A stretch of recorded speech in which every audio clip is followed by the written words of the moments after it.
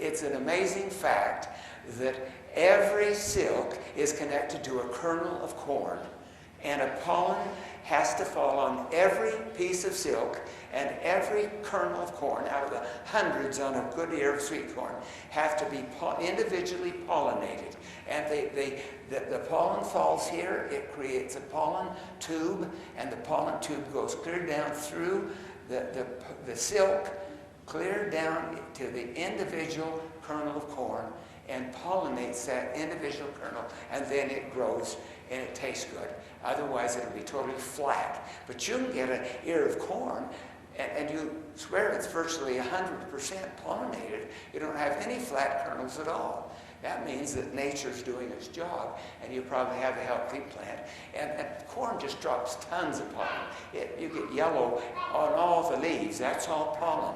And so it'll do a good job if you plant them right and if you're aware. But you have to either separate it in time for your popcorn, or you have to separate it in distance. If you get it 50 yards apart, you're okay. But if you get it 10 yards apart, you'll get some cross-pollination. And if you have a yellow corn here, yellow sweet corn, and this is a white sweet corn, they'll cross-pollinate, but it doesn't matter. They're both sweet corn, so you don't care. You'll see some kernels of yellow and some are white. Those don't matter. But if it's popcorn, it does matter. Now, how do you make sure you get good pollination so you get 100% pollination of every kernel? You need at least 2 rows side by side of the same variety, so they're going to pollinate at the same time.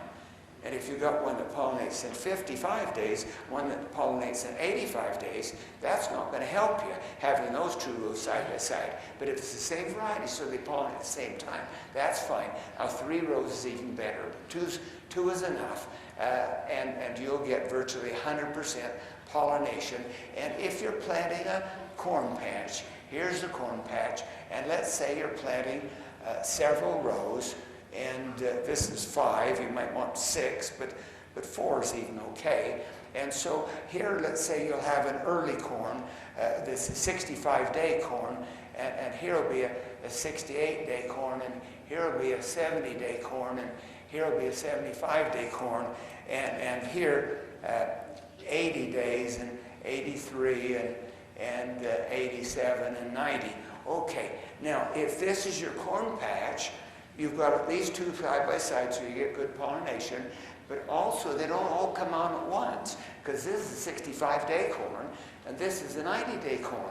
That spreads it out, so you've planted the corn patch all in one day, but then you have corn continuously over a period of 6 or 7 weeks. So this is a good way to plant your corn.